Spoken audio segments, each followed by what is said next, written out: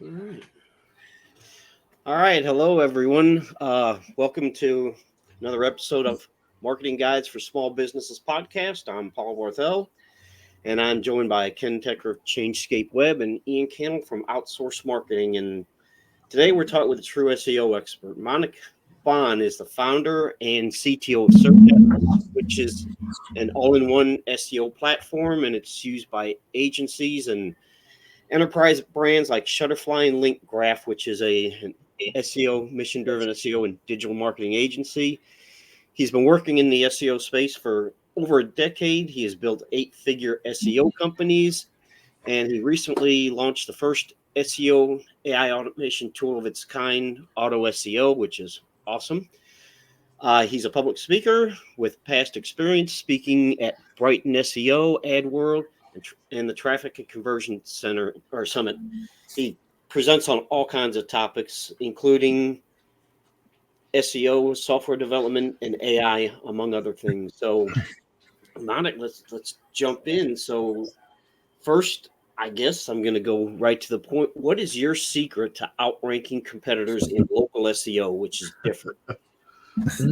Okay. Yes, you going right in for the good stuff. So, okay. In local SEO, the secret to local SEO that I've learned is that it's holistic. And what a lot of people don't fully appreciate is that the same ranking signals that Google's using for web, a lot of them are at play as well in the local maps as well. So things like building backlinks are actually a ranking signal for local. Things like what you do on your website. Specifically, we actually ran an experiment where we didn't touch the GBP at all. We added NLP information, schema markup, and optimized the homepage, which was linked to from the Google Business Profile, and we saw a massive ranking improvement. That was interesting because not everyone fully appreciates that. Obviously, the website is one of those data sources that Google's using for local rankings, right? So what we do to the website does influence the Google Maps. So, I mean, I shouldn't say it's a secret, but because I've been preaching this and teaching this for now many, many years, but I call it the exact holistic SEO framework, and it stands for X is user experience and behavior, A, authority, C, content, T, technicals. When you just kind of optimize all four of those key areas together, you'll see massive improvement. And with Auto, we're able to do that kind of in a very turnkey way. Now, building on that, if I can ask real quick, how important is it to link between your Google Business Profile and content on your website through posts and things like that? I would say in the posts, specifically, the linkage between the post and the website, not important. It is important, though, that you're publishing posts that include the keywords you're trying to rank for. We actually published a case study, I think last week, where we did nothing besides GBP posting, Q&A optimization, and we answered some reviews. But primarily it was the GBP posts, and we saw massive improvement in rankings. But what's interesting is that we've actually learned that not all local businesses rank the same way. There are different ranking signals for different types of businesses. Isn't that interesting? Yeah, So, like a law firm in Google Maps doesn't rank the same way that a coffee shop does. And this blew my mind.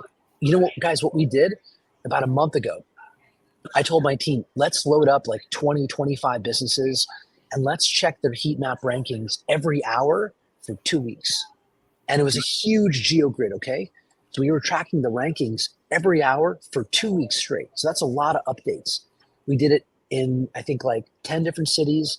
And each city we selected, I think, around 5 businesses in different verticals. So like some were pharmacies, some were coffee shop, pizza, law firm, roofer. And guess what we found out?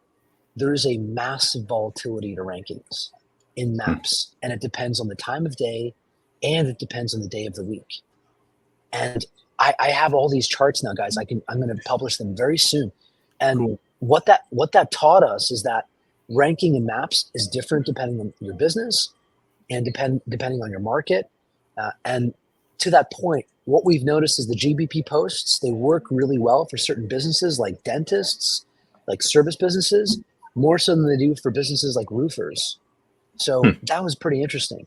And you might like ask yourself, like, well, okay, I focus on XYZ niche. Maybe I focus on like dog groomers, right? For dog people here. Well, dog groomers, what are the ranking factors for dog groomers? I can't tell you. I don't know. So you know what I do is I hit it over the head with everything. I would just deploy the full holistic framework on every local business, because even if those ranking signals change in a month or 2 months, we don't want to be following outdated methodologies. We want to be delivering the full holistic punch. And because honestly, we might as well do it, right? Because we can hit all the signals at the same time. And so even if there are differences between one business type to another, we can still deliver the exact, framework and optimize all of those needles that Google has. Yeah. You know, I know I saw some stuff recently that they're thinking that open hours is becoming a big factor for Google Maps rankings. I don't know if you saw that or not, but if you think about it, for pizza or for food related things, obviously, they're going to get probably juiced up during their peak hours, and Google tracks when people, when they're normally busy, right? So, Yeah. you Ken, know, I'll send you the raw data. I think you'll find it fascinating. yeah, What we found is that pharmacies, for example, and this, pizza shops in New York City, like that kind of thing, they were super susceptible to being open and closed. But the roofers, we tested roofers and law firms as well. They actually had almost no impact to whether they were open or closed. huh. So Wow, interesting. yeah, awesome. one thing I've wondered, I don't know if if you would have the answer to this, but does Google in their local rankings, do they differentiate between a business that people go to and a like a brick and mortar and a business like a service area business that goes to the customer? 100%. Yeah. Yeah. You hit the nail on the head there. That is really important. I think foot traffic, actual people foot traffic, is behind a lot of the ranking differences. And that's one of our theories. And I'll be honest with you, gentlemen, I don't have all the answers, but I'm trying to learn just through testing and experiments. And Yeah, what we learn, we share so we can contribute to the advancement of the overall community of the industry and move the whole thing forward. Because what I like to say, and tell me if you guys agree with this, if SEO was a pool, it would be a kiddie pool and it would be bright yellow. It's been pissed in by I'm sorry to say, but it's been pissed in by so many people that are just, they make shit up. And, it's hard to know what's real and what's not real. I'm in a lot of SEO communities and I see people preaching stuff. And sometimes I'm like, that's cool. I've never seen that thing before. It's weird. I don't know why it would work, but they claim it does. And so we have an experiments team. We spend over 20,000 a month on testing. yeah, We bring that in and we test it, and then it fails. And then I do it 15 more times just to make absolutely sure that it fails. And it fails every time. And we're like, all right, this is it. This is done. This has been myth busted. And so I think one of the challenges that we have to overcome as practitioners of the art and the science of SEO is how do we elevate ourselves above the people out there that are actually like the charlatans. Right. And that's why I'm so focused on case studies, because case studies, the proof is in the pudding. Yeah. You can see the results, the before and afters. Yeah. If I know what I'm doing, you should be able to take my technology and replicate my case studies. And if you can't, that's on me, right? Yeah. Yeah, that sounds like that'd be a good YouTube channel, is myth busting SEO. There's plenty of it. Yeah. Yeah. There's a lot of fake facts out there about it. You go to the Moz blog and it's filled with this like old, like basically like the Google book on how to do SEO, which is like totally not the reality of it. Yeah. Yeah. So one thing that I wanted to touch base with you on and see what your thoughts are is around the zero click, what's going on. Rand Fishkin just released an article, I think July 1st, that talked about the fact that only 35% of people click on organic search results, and they're zero click everywhere, for the other searches. Which leads me to the question, which I get. I mean, I agree. I've got that same behavior, maybe not in those same ratios, but to me, it seems like if you're a local business, it's critical that you're going to rank in the Google Maps, and you've got to try to win, in the knowledge graph and in the rich snippets if you can. So what are your thoughts about that, and how can a local business take that on? Yeah. So the first thing is I respect Rand. In my early days of my SEO career, I was learning from his research and what he was sharing. But I'm also very skeptical about the data like that is being used for these studies.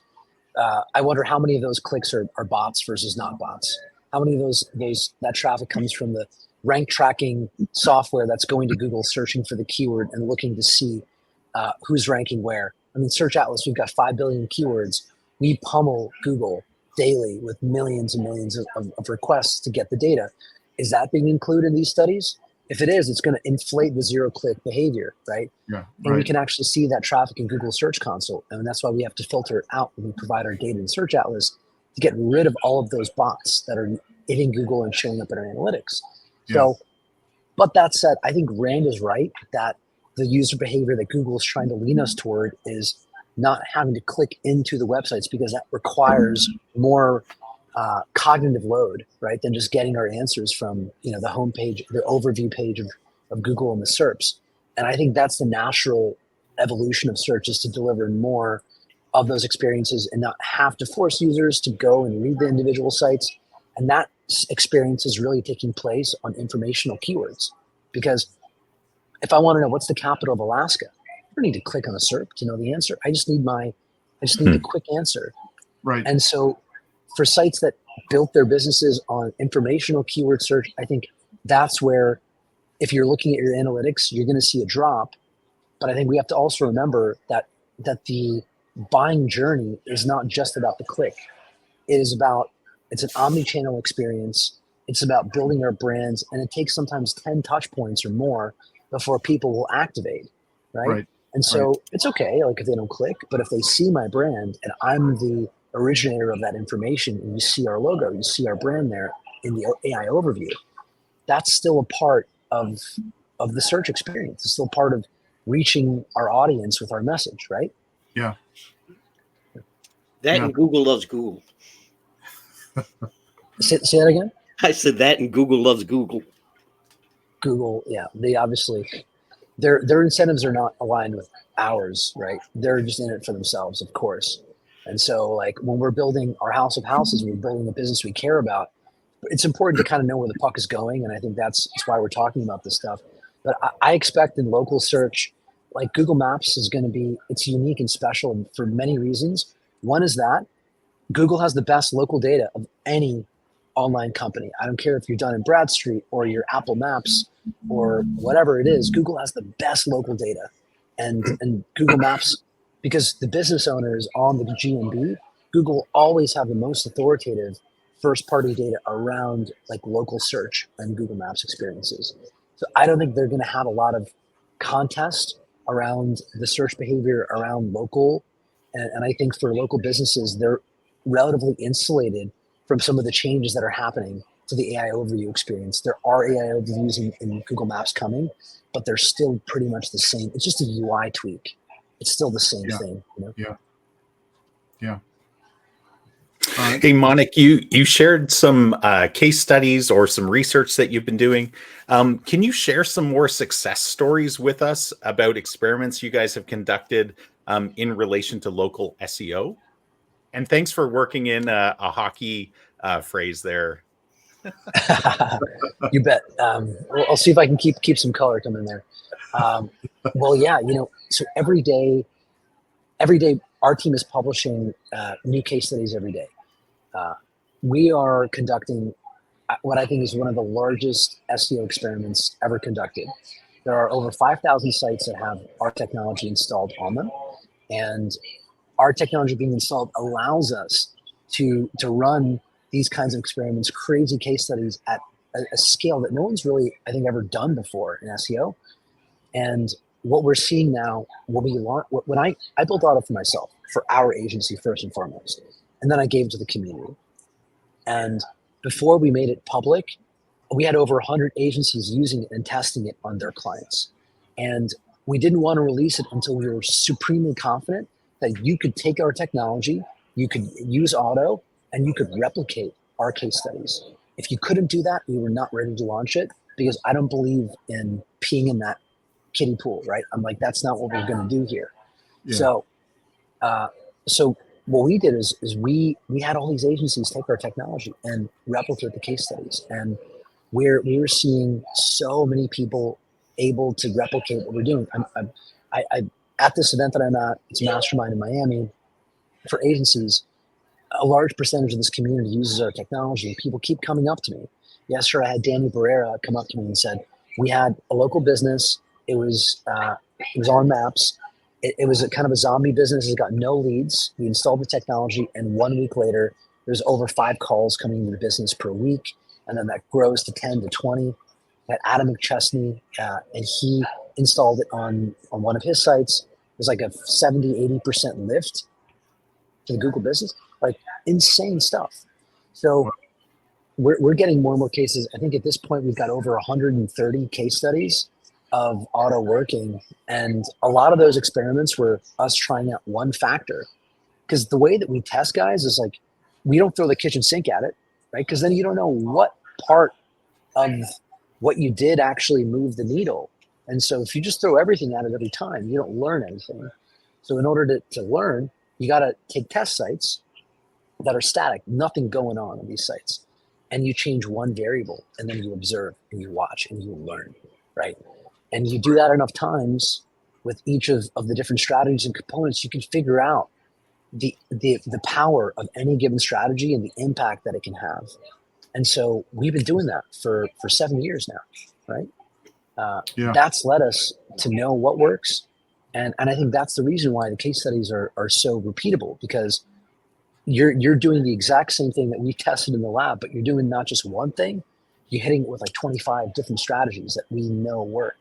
And it's not some like fairy dust, guys. It's not like, Manick's magic, like Peter Pan fairy dust that just make you think happy thoughts and the site starts to fly. Like, that's not what it is. Like, it's taking the SOPs that we've created at our agencies that involve all of the fundamentals of SEO and some other things that are more innovative too as well, like semantic SEO and knowledge-based trust and some other stuff. And we're just executing it like in an automated way, super fast, and doing it right. And that's why it works. It really isn't like rocket science. It's just applying the fundamentals properly, making it easy too. I'm so glad you brought up the point about moving one lever at a time. A lot of times when clients are in distress, it's a new client, they're in distress, they're not getting a lot of leads. They're like, switch everything, or if they see, that their local rankings go down a little bit, they sometimes jump ship and then they start switching too many things, and they actually cause a swifter decline than they would have experienced if they diagnosed what the actual issue was and just fixed that one lever. Yeah. That's so spot on. Especially I saw with the helpful content update, the sites that were impacted by that, some of them they literally panicked so much that they were like, we got to redesign everything. We got to change all this stuff. They got wrong advice. And one thing I want to say, if anyone watching this, you have a site and it's in decline, the traffic is falling, you may be tempted to throw the kitchen sink at it, like you're saying, and change a lot of stuff. If you're going to change anything, one thing do not change is totally redesign your site's templates. Okay? Do not do that. If you change the HTML content of the web pages in a dramatic way, and Google can see that the pages are so different, they basically reset the historical data for that URL, and it has to earn its position in search all over again with new clicks and new measurement. And that means you're falling out of the first page of Google, and you have to work your way back into it. And if you do that, your traffic will fall a lot, which is why anytime we see that we redesign a website, typically it's the case that for at least a week or two, there is a drop in traffic because it has to re-earn its place in Google. Does that make sense? Yeah. I was going to ask you, is that true, or have you noticed that being true as well when you're just reskinning a site, like even using the same back-end technology, but just, subtly changing the look and feel of the site? Do you find that to be true as well, Manick? I think with like subtle enhancements, if you're elevating, let's say like under, I don't know what the percentage is. It's some percentage change. Maybe it's less than 20% change to the HTML. If you're making like a smaller percentage delta over what they had indexed before, then For them, it's just like maybe you added a new content module, or maybe there's a comment box that has new content on it. That's not an HTML change. That's just more content. That's okay. But if you're going in there and you're wholesale switching out the themes and changing the modules and moving the layout around like crazy, Google's going to look at that page and say, this isn't the old page. The old data doesn't apply anymore. We got to reset. Yeah. But I don't know what the percentage is. I wish I could tell you the exact percentage, but I'm just not there yet. I don't know. Yeah. We'll figure it out though. Cool. So, Mike, you kind of touched on this before, but what are some of the biggest, or maybe most dangerous misconceptions? Dangerous as in, if you do this, it can really hurt your local rankings, that people have about local SEO. Ooh, misconceptions. I think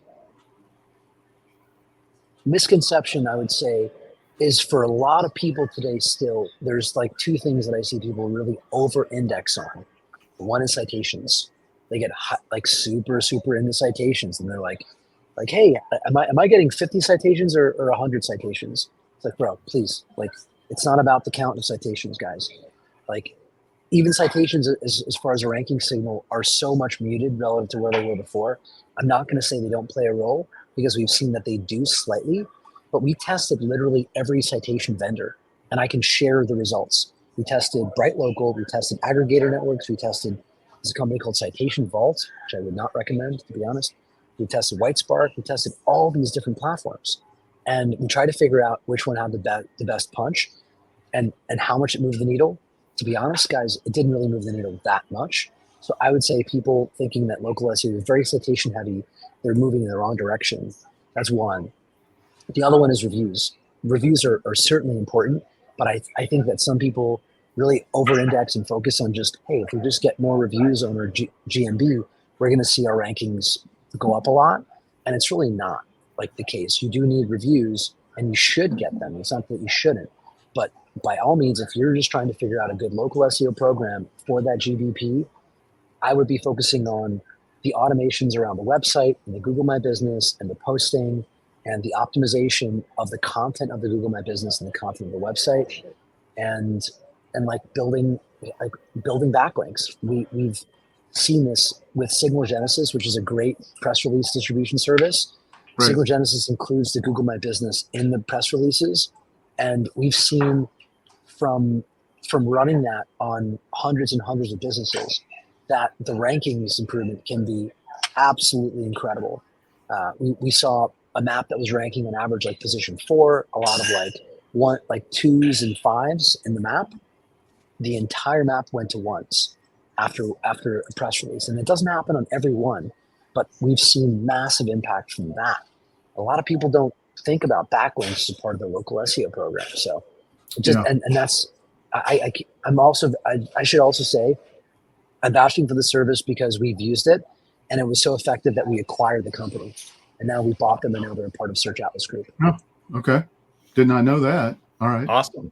Cool. So is that going to be incorporated into Search Atlas at some point? Or is it going to remain a separate platform? It's going to be both. Signal Genesis is staying exactly as it is. We're not going to change pricing or anything on the existing users. We're just actually elevating the product. We're making it better. We're doubling the amount of distribution, and we're also adding some new features which are going to, I think, get better results. And we're also bringing it into auto. So if you've got auto on a website, you'll be able to one-click generate and submit a press release for the business.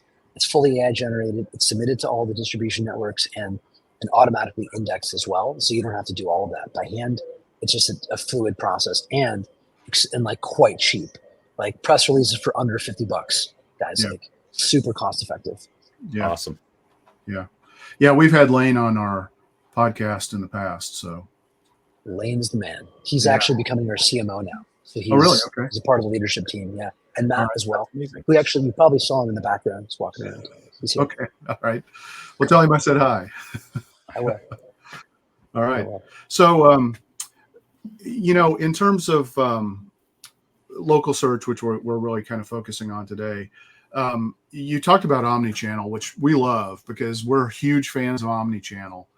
How do you see local SEO kind of playing with other things like, Google pay-per-click ads or even social media? Are there drivers that you're seeing from people doing paid ads that are providing any uplift for local SEO? Whether it's social posting, whether it's having, a stronger profile on Yelp, for example, or Home Advisor or whatever, Ian, you can probably provide a good source for, dentists. What do you see there? Well, I think like what I'm seeing is that, so one really interesting vantage point that I get is we serve agencies first and foremost to then serve the businesses. And so we've got agencies that specialize and they focus only on dentists and only on lawyers and only on, tree cutters and dog groomers and kids Right. dance studios and everything else, right? And each one of them designs a slightly different program, a marketing program for their local business. And those marketing programs teach us something, which is for that particular kind of business, where their audience lives and how we can reach them, right? Does that make sense? Yeah. Oh, yeah, absolutely. So for the law firms and how the law firms reach their clients, we see that is like there are many channels there where they can successfully attract and bring their ideal customers to their messaging on their website and convert them. And for other businesses, it's just different. So I wouldn't say that there's a single source of truth for all businesses, but we have seen every marketing channel work for pretty much every, with different businesses. And local service ads is one that I've seen work for a lot of businesses because it is native to the Google platform. And Google, as you guys know, the intent behind search is the highest intent for something. If I go to Google and I type in dog groomer, I want a dog groomer for my dog probably today or Right. I want it now. Right. Versus when you're surfing on TikTok or on any other platform where you're kind of passively consuming content in a for you curated feed, that is just not the same level of intent. And that changes the entire equation, right? Yeah, definitely. Do you see anything with? I'm just curious because we're actually a Yelp advertising partner, and Yelp carries really strong intent as well. Because if you're using the Yelp app, you're looking to make a buying decision. So Yelp SEO is a completely different animal, but it also Yelp tends to rank pretty well in Google searches, with the top lists. And it's also a pretty powerful directory site overall. So what do you see, if anything? I don't even know if you've even really looked at any impact of Yelp, but if you can share anything, I'd love to hear. I honestly, I haven't focused on that area Okay. of SEO. And that's why it's great that we're having conversations like this because we're all teaching each other and sharing light on elements and aspects of this the search is too big for one man. And even Sure. as much as, Right. as I can do, I don't Right. have all the answers. Yeah. Well, what's interesting is, a lot of platforms deliver Yelp local data over Google local data. A lot of in-car navigation systems, a lot of voice search. Amazon and Apple tend to deliver that. Apple Maps historically has delivered Yelp local data, not Google local data. And so look, Google's the 800-pound gorilla and then some. I mean, it's like 92% of all searches are coming through Google, between YouTube image searches and traditional Google search. So, but, it's interesting that there are still some opportunities out there for some secondary channels that might, for particular niches might be very, very powerful. For sure. And the other thing, guys, like that's a great observation. I always come back to the power of the brand because ultimately businesses are trying to reach humans. We're trying to connect with people, and the way that we do that is it's a way more interesting and intricate story than just appearing in a single SERP or in a single ad. The power of the brand and the power of building something unique that tells a story, doing something even different, right?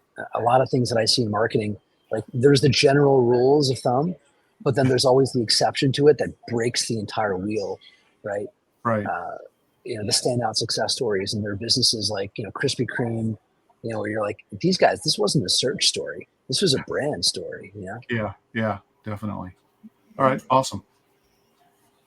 Hey, and we've anybody that's done a holistic approach to marketing understands that SEO, when done properly, is like planting a tree. It grows and grows and grows over time as long as you're investing in it, and it bears lots of fruit, and that fruit continues to grow in capacity and as well as return on investment. At least that's what we find, and we found that very consistently with our clients. But do you have a particular approach, or would you recommend a particular approach, Manick, for local businesses to keep ranking higher? Like just to view what should they be doing from a long-term perspective, even with all the algorithm changes and different factors that continue to make it challenging to continue that course. For sure. The one thing that I see that I think local businesses under index on is that they don't produce enough new content or new landing pages and try to attract more of an audience and expand their reach, right? A lot of them they can do the technical optimizations and whatnot, but there's an important equation. I call it's just the simplified Google ranking equation. Organic traffic equals ranking potential times ranking signals. Ranking potential comes from having content that Google can show you on Google search for different keywords. If you have 0 pages, your organic traffic is 0. If you have 1 page, your organic traffic is low. If you've got more pages, your organic traffic can be higher. So one thing that every business needs to do is to actually figure out its audience on search, creating content to put in front of them. So one thing that we're always trying to do to empower people using auto and search algos is how do we get you to make it easier to publish content to the site, whether it's a blog content or new geo-targeted landing pages or new service pages for the website. We got to push more content onto that website. And by doing that, we show up for more keyword search that boosts our ranking potential, but it also boosts our ranking signal. And part of the ranking signal is our authority. And Google actually has a way of measuring that has nothing to do with backlinks or reviews. It's what they call knowledge-based trust. So let's say it's like a plumber. By creating content on our website about the plumbing niche, about emergency plumbing, about the different kind of gaskets. I don't know. I don't know enough about plumbing, but you guys know what I mean. If you can master the niche with your content, you boost your knowledge-based trust, and you will actually be able to see there are sites that make it to page 1 of Google, the topical authority alone with no backlinks at all. Actually, one of my case studies I published last week is a client that we did that for. By just building topical maps and deploying local topical maps for that brand, we were able to get them to page 1 of Google with a DR of an Ahrefs DR of like 1, right? Which means like almost no backlinks. Yeah. That's, it's pretty crazy, right? Yeah. Wow.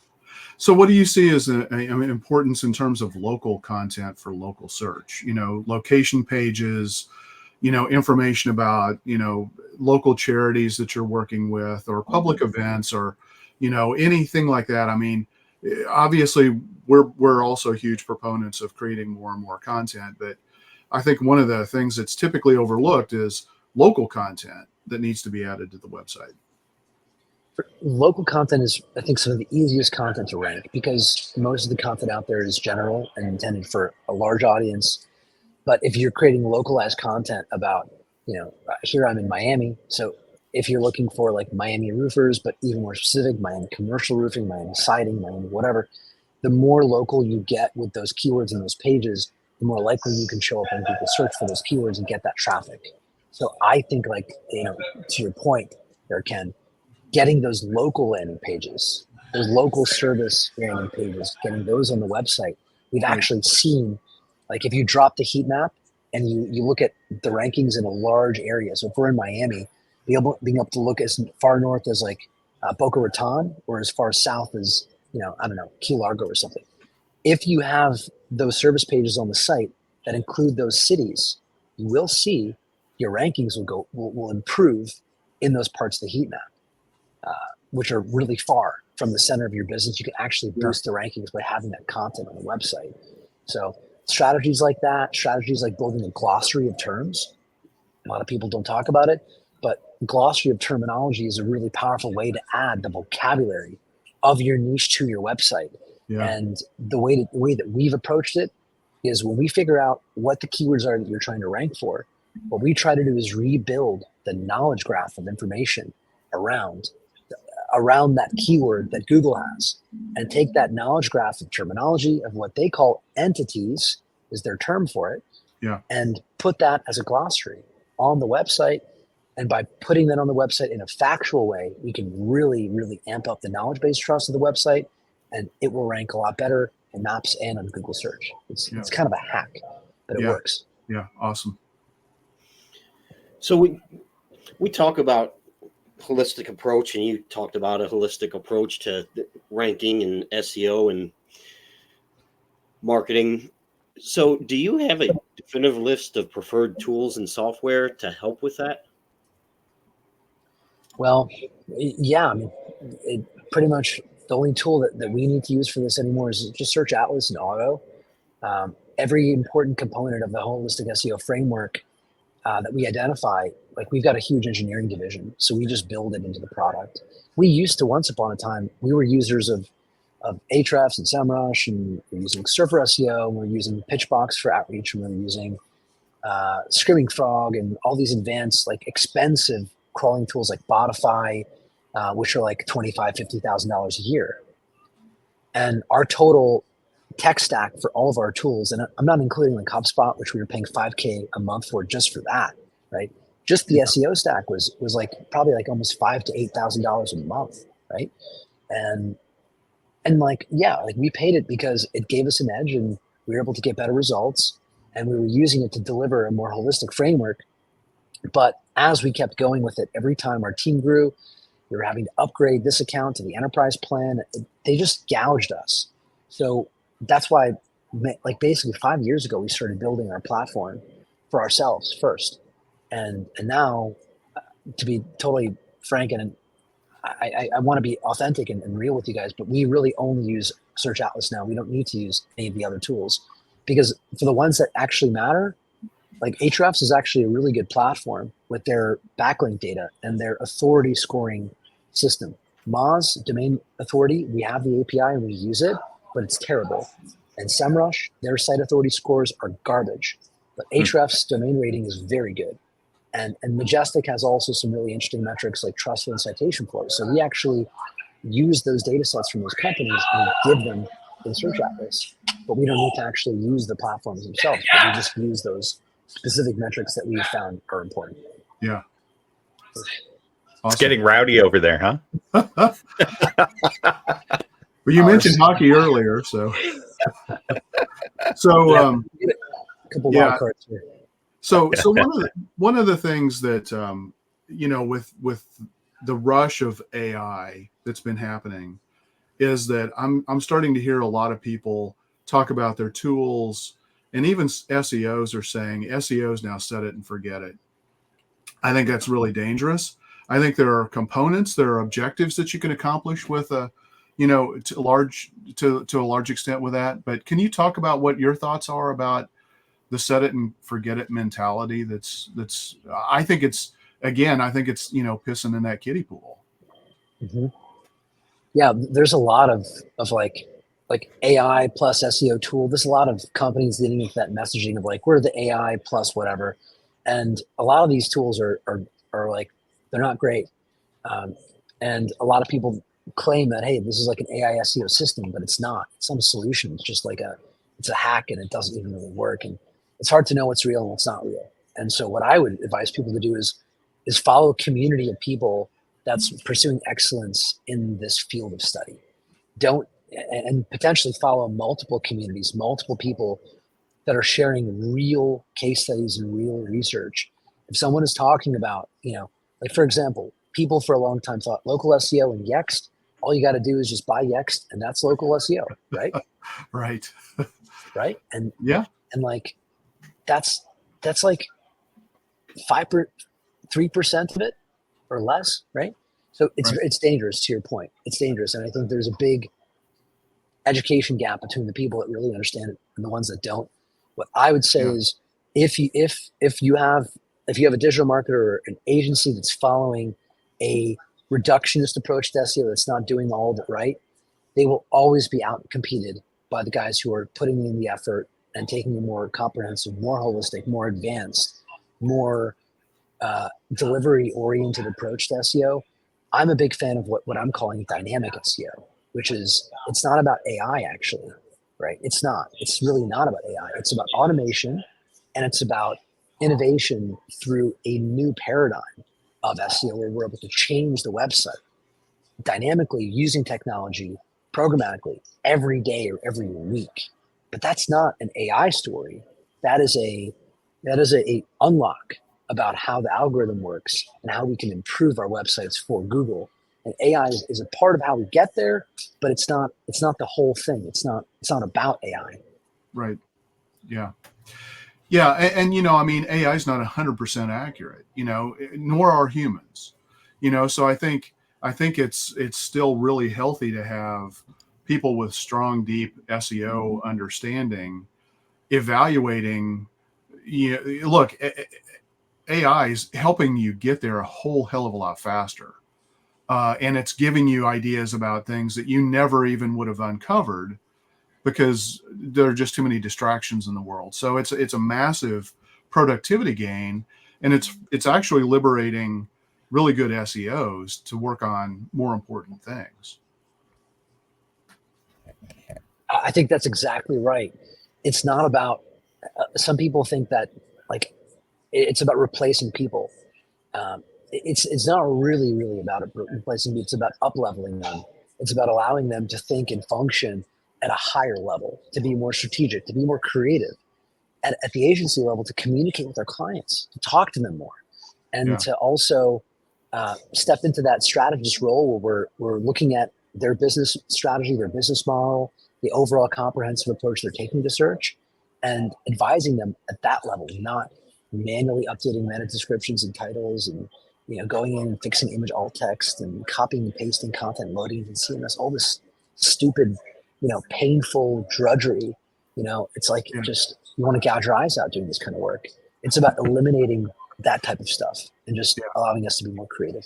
Yeah, which that work is important, but if you can get it taken care of very efficiently with the right tool set and having somebody oversee that's actually being done properly, is huge. Yes. So, yeah. Okay. And this, I look. You go ahead. I was going to say just that it's like a spaceship, or it's like a Lamborghini, but the Lamborghini doesn't move until you sit down in the seat and put your foot on the accelerator and grab the wheel, right? There's got to be someone in there who understands what they're doing, and there are levels to that, as you guys know. Yeah. Absolutely. Yeah, you still need a good operator to make the tool work well and to get the most out of it, right? Yeah. So Manick, this leads really well into the next question, which is pull out your crystal ball, which is really just looking at the trends that you're observing. What are your expectations for the future, whether it's near future, a year down the road, 5 years down the road, which might be too far out, as we all know, but what are your expectations for the future of local SEO? I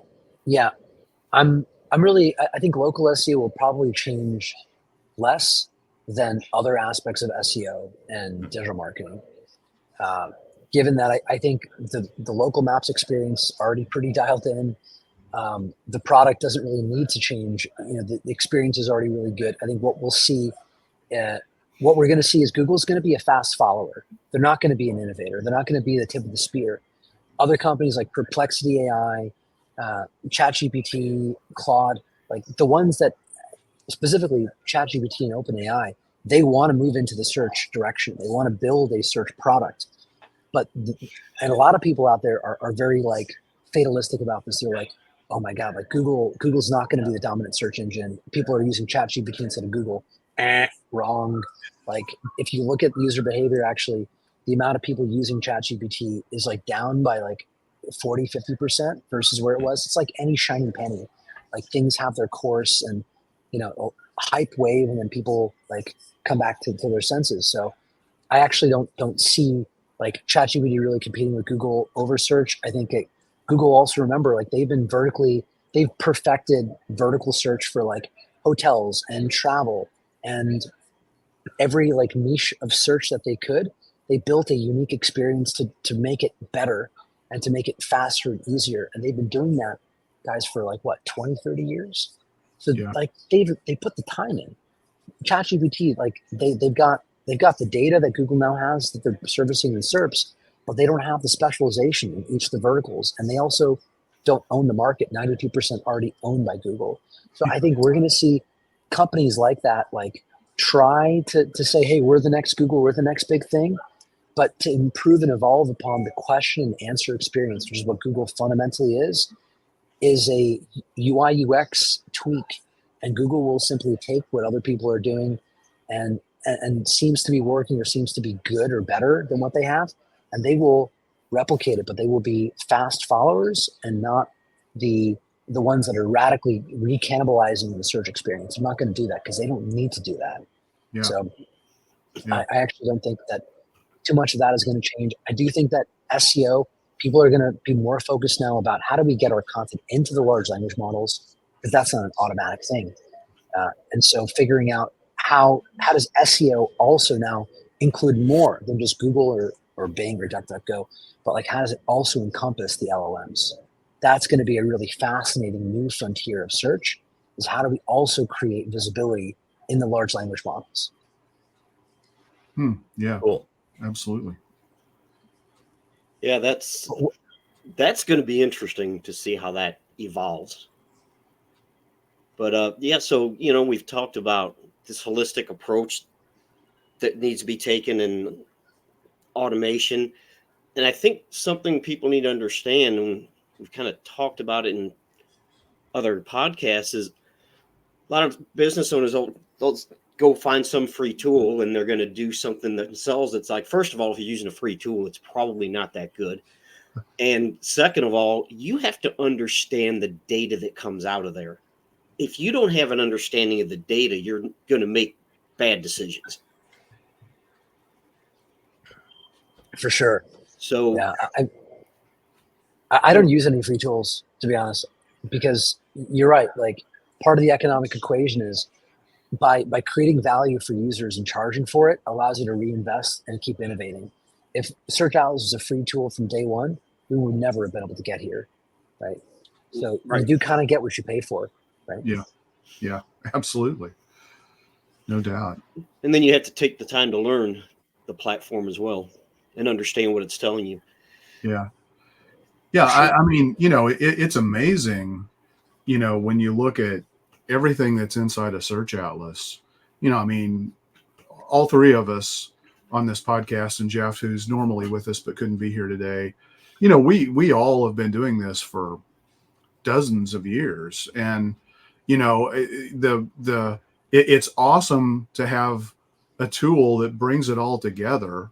And I love what you guys are working on to create that all-in-one experience, because it's so needed. I mean, HubSpot started it, with just a digital marketing platform overall, which was revolutionary, and it brought about this whole rush of digital marketing becoming so important. And even if people weren't using the tool sets, they're like, oh my God, we can actually finally start getting some of this stuff working together. And then you've got tools that provide CRM and operational experience and whatnot, like high level. And now you guys are coming on strong, have been strong for the all-in-one SEO. So that's fantastic. Yeah, I really it is. appreciate you saying that. No more jumping between software platforms. Oh, I got to go I have to do this over here and I have to do this over here. And it's great that it's all in one place. Yeah, guys, that's amazing feedback. Thank you for sharing that with me. That's the kind of feedback that really inspires me and the team to keep going. And just so you guys know what our North Star is, right? Well, our North Star is we're trying to make search a channel that more people can become successful in, and make it more productive and more efficient and easier to get things done. Because at the end of the day, the way that we should measure our success as operators and marketers and agency owners is how many businesses can we change the lives of that person? How much of an impact can we have on our local community or on the people we care about through our craft and our work? And the only way we can have an impact is if we can drive positive ROI. Business owner gives us $1, we're able to create $10 of value for them. If we're charging $10 and they're getting $1 of value, obviously that leads to churn, and we don't keep that client around or that business. We hurt that business when we do those things. That's why the kiddie pool is bright yellow, because people have been doing that for a long time. So the way I see it is what we're all here to do is we're here to help those businesses become more successful by using our creativity, by using our tools, by using our marketing systems. And what we're just trying to do here is we're just trying to say, we figured out a lot of stuff in search that we can make turnkey and simple and easy. And if you follow this simple solution, this simple process that really anyone can do with the right focus and the right care, can learn it. And we can also now go forth and change the lives of those business owners. Like my personal goal, why I'm doing this, it's not for me really about the money, or I like the color purple or whatever. I'm doing this because I'm trying to impact 1 million businesses. That's our big, hairy, audacious goal. That's what we want to do. And the only way we can get there is we have to build a solution that can drive results and actually verifiably create a case study machine for every single person that uses it, that they can all be as successful as we were deploying and creating this technology, so that they can go and be the catalyst to get those 1 million business owners in the world to use this, to see the gains, to get results, to then positively impact their families, their lives, their communities. That's why we're doing it. Yeah. Love it. Yeah. One thing, fantastic. listen, Otto has helped me do is, even if I spend the same amount of time on a particular client, I get more done. Yeah. Because I'm not jumping between platforms. It's all right there. Yeah. Well, and you're not having to spend time on really mundane tasks like we talked about, Exactly. like, oh, I've got to update the meta description here. It's like, it's a piece that needs to be done, but man, why suck up somebody's intellectual capacity with something that, really is low hanging. So. Yeah. I mean, isn't this been a big theme? We're all hearing tons and tons about automation and robots taking over, certain types of jobs and certain type of work that we were doing. And our goal should always be to become the highest versions of ourselves, the most creative, the most visionary, the most productive, the most capable, and not to spend our time. If you find yourself, if you're listening to this, and you're like, yesterday I spent 7 hours doing this really mundane work, right, to deliver results for my clients. I wouldn't say don't deliver, don't not do that, but find a better way to do that.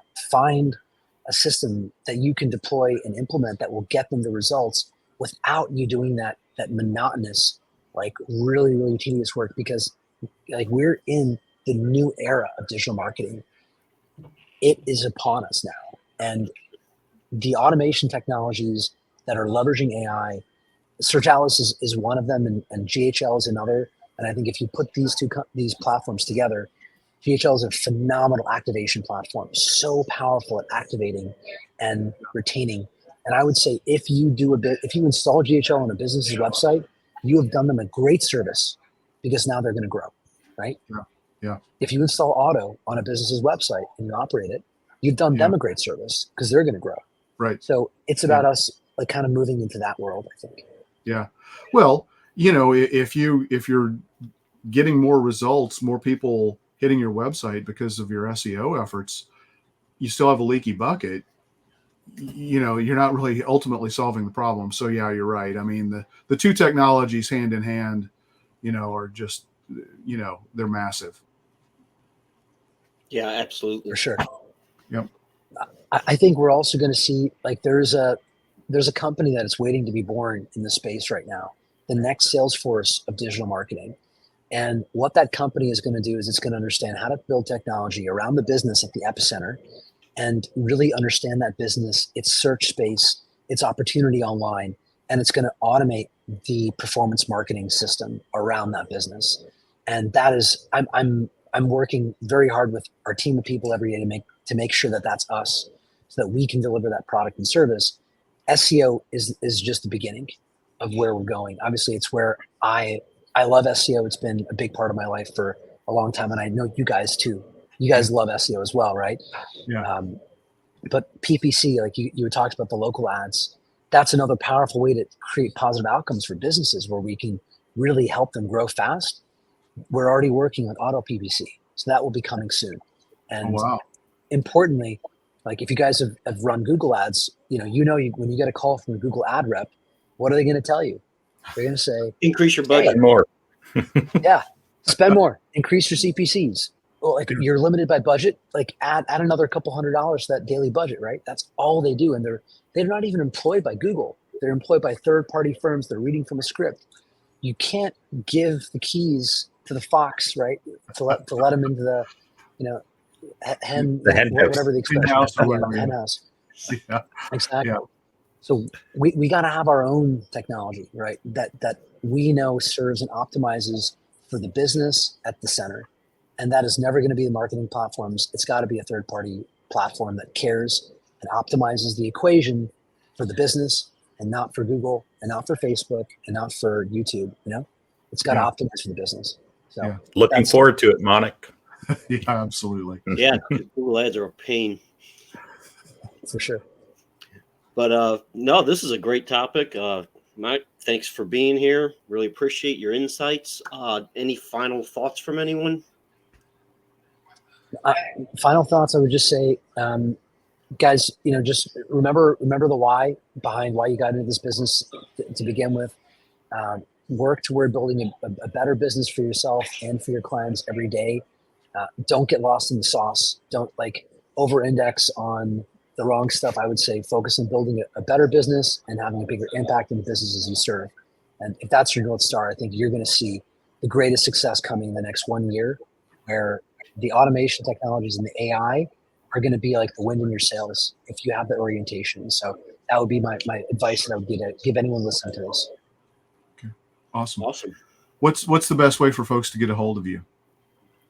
I'm an easy guy to get in touch with. Find me on Facebook, add me on Facebook, Manick Bhan, easy to find, or Instagram. Yeah, and I'm also I answer all my own messages. So if you connect with me, it might take me some time, but I will get back to you. Yeah, I can vouch for that. All right, awesome. Thank you. Awesome. You guys rock, and thanks for doing this. You guys have a great community. You guys have a great show. And thanks for empowering businesses and digital marketers to become a little smarter at what they do, especially tell the local SEO story, because it's going to be so important over the next couple of years here. So keep doing what you're doing. All right, thanks. Yeah. You taking us out, Paul? No, I'm going to let you do that. You do that. Oh, so okay. well. Yeah. Well, thanks, Manick, for being our special guest today, even when you're at a live event. So that's awesome. We really appreciate that. And you got great noise cancellation on your headphones there. So good job. And thank you to our listeners and our viewers for joining us today. Tell your friends, your colleagues, other businesses about this so that we can start to spread the word even further. And until next week, guys, keep calm and market on. Thanks. Love it.